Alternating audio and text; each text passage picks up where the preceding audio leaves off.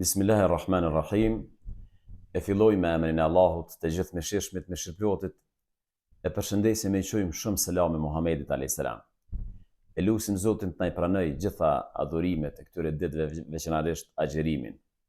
Sot do të ndalemi te Nuhi a.s. për të nxjerrë disa mësime dhe urtësi që lidhen me dimensionet psikologjike dhe shpirtërore. Hazreti Nuhi a.s. është njëri nga pejgamberët e Allahut madhreshëm që zën një vend të rëndësishëm në Kur'anin famlar. Ai është nga pejgamberët, siç i themi ne, ulul azm, pejgamberët me vendosmëri të lartë, me vendosmëri të madhe. Emri i tij përmendet në Kur'anin fisnik për arsye të ndryshme, më se 43 vende të ndryshme. Një sure e Kur'anit fisnik, surja 71, e cila ka 28 ajete, e përmban emrin e tij. Ai konsiderohet edhe si baba i dytë i njerëzimit, për shkak të përmbysjes së madhe të njohur nga historia dhe feja që ndodhi në kohën e tij. Hazreti Nuhi a.s. u dërgua te populli i tij, sigurisht nga ana e Zotit madhreshëm, mirë po ai u përball me një refuzim, domethënë të jashtëzakonshëm, një mohim të pashoq nga populli i tij, ndonse ata i ftoi plot 950 vjet. Në këtë situatë ai përdori psikologjinë e bindjes. Ai ishte i hapur ndaj popullit të tij. Ishte i gatshëm të dialogoj, të bisedoj me ta. Allahu i Madhëshëm i përshkruan fjalët e tij në Kur'anin fisnik. Ndër të tjera thot: lexoju atyre lajmin e Nuhit a.s. kur ai tha popullit të tij: o populli im, nëse qëndrimi im dhe të përkujtuarit me shpalljen e Allahut Madhëshëm ju duket e rënd për ju, domethënë nuk keni vendosur mos me pranu, atëherë unë i mbështetem Allahut. Pra, unë jam i dërguari i Allahut, nuk o kjo shpikje e imja. Betejën nuk e keni me mu, betejën e keni me Allahun e Madhreshëm. Vendosni për çështjen tuaj dhe bashkë me idhujt tuaj. E mos e mbani të fshehtë çështjen tuaj. Pastaj, nëse keni fuqi, veproni kundër meje dhe mos më jepni afat. Nga ky varg kuranor kuptojmë një detaj të rëndësishëm. E kuptojmë detajin se ka e nxjerrte ose ka e mirte Hazreti Nuhi gjithë këtë forcë për të vazhduar thirrjen e tij prej 950 viteve.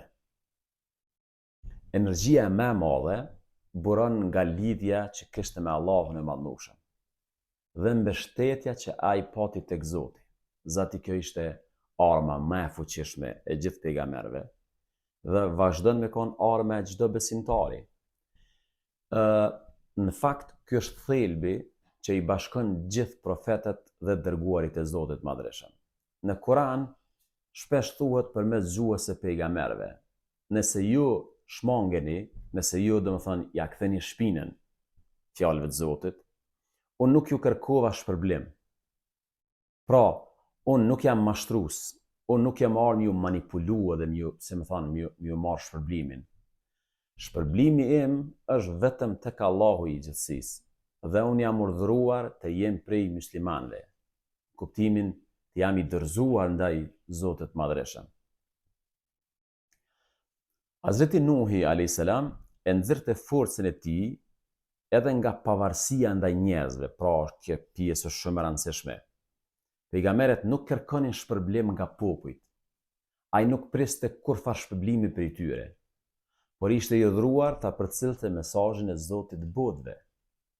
Ai ishte i fortë në lidhjet e tij me Allahun e Madhreshëm dhe i fortë në pavarësinë e tij nga të tjerët, duke u shkëputur nga çdo gjë tjetër përveç Allahut lartësuar. Pasi u pa se nuk ka shpresë se do të kthehen në rrugën e Zotit dhe të linin punë tek Xhia, Allahu i Madhëshëm e urdhëron Hazreti Nuhin me ndërtu anijen, siç e dini.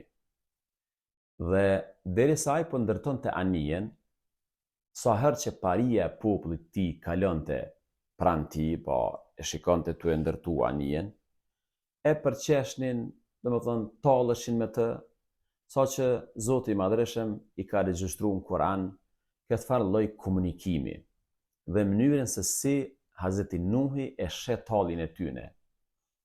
Kur ata talleshin me të, ai ju thoshte, nëse talleni me ne, edhe ne do të tallemi me ju, ashtu siç ju po talleni me ne. Surën Hud, ajeti 38.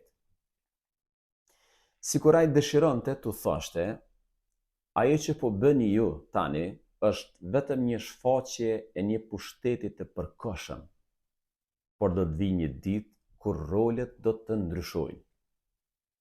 Dhe këtu shfaqet rëndësia e besimit. Besimi për herë e mëson besimtarin gjërat mi pa man thellësi, jo sipërfaqësisht. Prandaj Hazreti Nuhi a.s.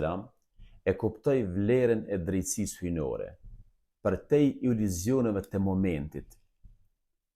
Problemi i botës sot është që gjithçka po gjykohet nga momenti, ndërkaq besimi gjonat gjithmonë i sheh përtej momentit. Përmes besimit të tij në thelb dhe në pavarësinë nga të tjerët, ai arrin ta tejkaloj edhe këtë tallje, duke ju thënë atyne që megjithatë ajo që po bën ju është thjesht një pushtet i momentit, por mos harroni na fat gjatë pushteti do t'i takojë Zotit dhe njerëzve të mirë. Një tjetër sprovë e madhe për Hazreti Nuhin ishte edhe sprova me gruan dhe djalin e tij. Siç e dini, bashkëshorët e tij edhe djali i tij nuk i besuan mesazhit të tij. Edhe pse ai përdori dialogun si një mjet për të përcjellë mesazhin, veçanërisht me të birin e tij, siç regjistrohet edhe në Kur'an, nuk arriti t'i binte ata për rrugën e drejtë, pavarësisht lidhjes që kishte, lidhjes prindërore dhe lidhjes bashkëshortore që kishte. Thjesht arroganca dhe mosbesimi i bashkëshortes dhe djalit të tij, i tejkalojnë gjitha këto relacione.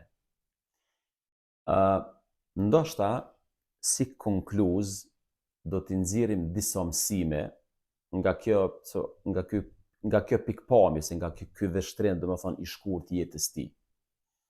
E para prej tyne është hapja përmes dialogut dhe bindjes. Është shumë e rëndësishme gjithçka që ka të bëjë me besimin, me fenë. Gjithmonë, të arrijmë tek ajo nëpërmjet komunikimit dhe bindjes. Thjesht nuk ka dhunë, nuk ka pushtet mbi besimin. Pse Kurani fisnik na tregon që i biri i Hazreti Nuhit nuk i beson babait të tij? Për me tregu se në pushtetin e zemrës së njeriut, nuk ka kush akses dhe nuk duhet të ketë imponim në bindje dhe në besim. E vetmja rrugë për të arritur te bindja është dialogu, komunikimi, përpjekja me ofru fakte dhe me bë shpjegime.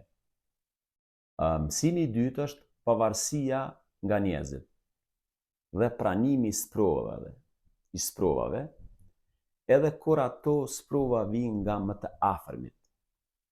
Është interesant që ne shpeshherë përgatitemi për sprova me njerëzit e huaj, me njerëzit që janë larg nesh, por ne harrojmë që në realitet sprovat shpeshherë vijnë nga më të afërmit. Dhe mësimi i tretë që e kisha nxjerrë nga kjo pikpamje e shkurtë e jetës së Nuhit a.s.